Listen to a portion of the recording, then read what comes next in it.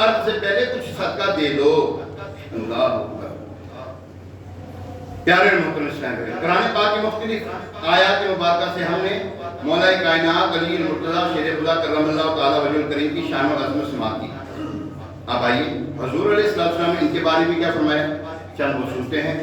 سرکار مدینہ صلی اللہ علیہ وسلم نے فرمایا تم میرے لیے ایسے ہی ہو جیسے موسیٰ علیہ السلام کے نزدیک ہارون کا مقام، مگر یہ کہ میرے بعد کوئی نبی نہیں۔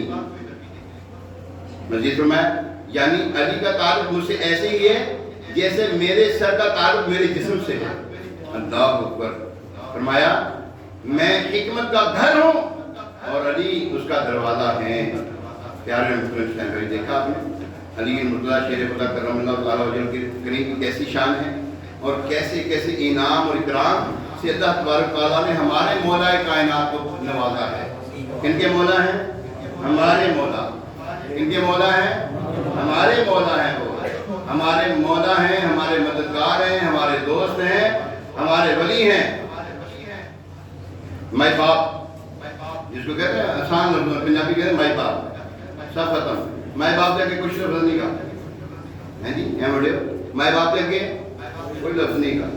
پیارے اور محترم اسلام، اللہ تبارک تعالیٰ حضرت سیدنا مولا کائنات علی المرتضیٰ شیر خدا کرم اللہ تعالیٰ وجہ الکریم کی کیسی شان بیان فرمائی۔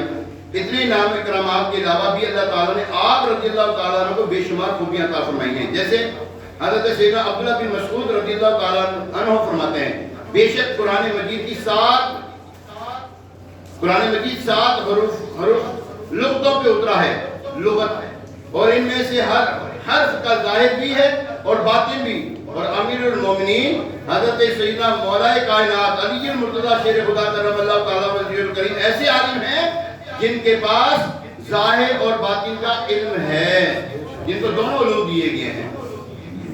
اسی طرح امیر المومنین امام العادلین حضرت سیدنا عمر فاروق اعظم رضی اللہ تعالیٰ عنہ ارشاد فرماتے ہیں حضرت علی المرتضیٰ شیر خدا کرم اللہ تعالیٰ وجہ الکریم کو 3 ایسی فضیلتیں حاصل ہیں، اگر ان میں سے ایک بھی مجھے نصیب ہو جاتی تو میرے نزدیک سرخ اونٹوں سے بھی زیادہ محبوب تر ہوتی۔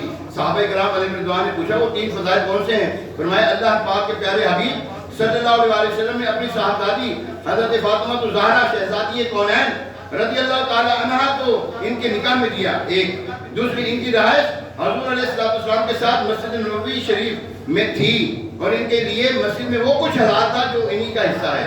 مثلا آپ رضی اللہ تعالیٰ عنہ حالت جنابت میں مسجد میں آ سکتے تھے، آپ کو اجازت ہے اور کسی کو بھی نہیں۔ تیسرا غزوہ خیبر میں ان کو پرچم اسلام عطا فرمایا گیا۔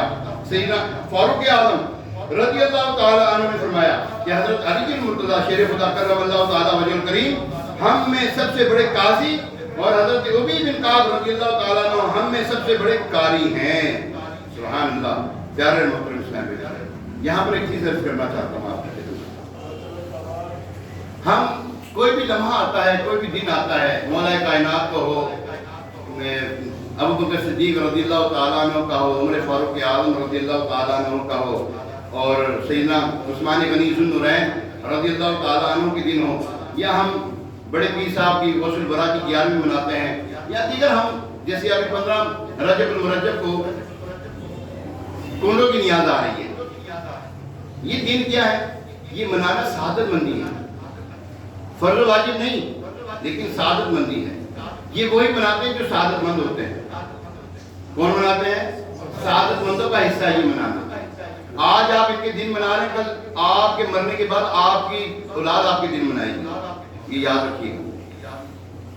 جڑے کہتے ہیں نا مرگے مردود نہ فاتح نہ جوڑو، انہوں نے کوئی یاد نہیں کرتا، انہوں نے قبر کا بھی کوئی نام و نشان نہیں دیتا۔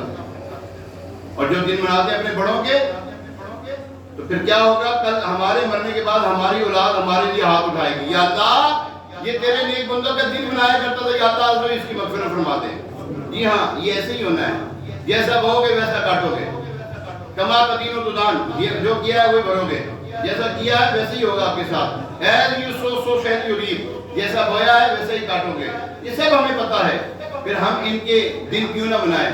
امیر المومنین امیر معاویہ رضی اللہ تعالیٰ عنہ کا دن ہو، یا مولا کائنات علی المرتضیٰ شیر خدا کرم اللہ تعالیٰ وجہ الکریم کا دن ہو، ہم نے ہر دن کو منانا ہے انشاءاللہ، ٹھیک ہے؟ حضرت مولا کائنات علی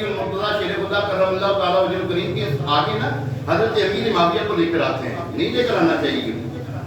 حضرت مولا کائنات کی شان بہت ارفع و اعلیٰ ہے، لیکن حضرت امیر معاویہ بھی صحابی ہیں.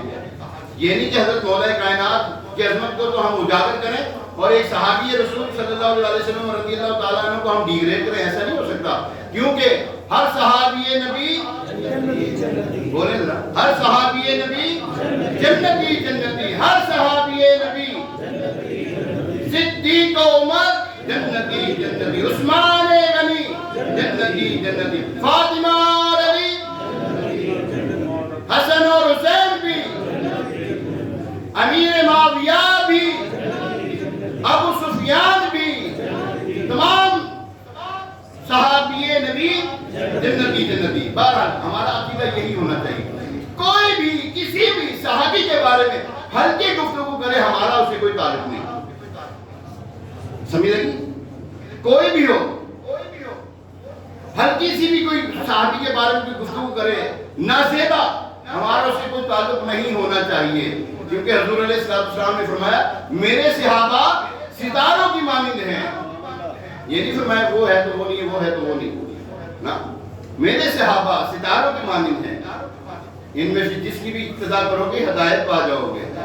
ٹھیک ہے، یہ ہدایت کے سر چشمے ہیں.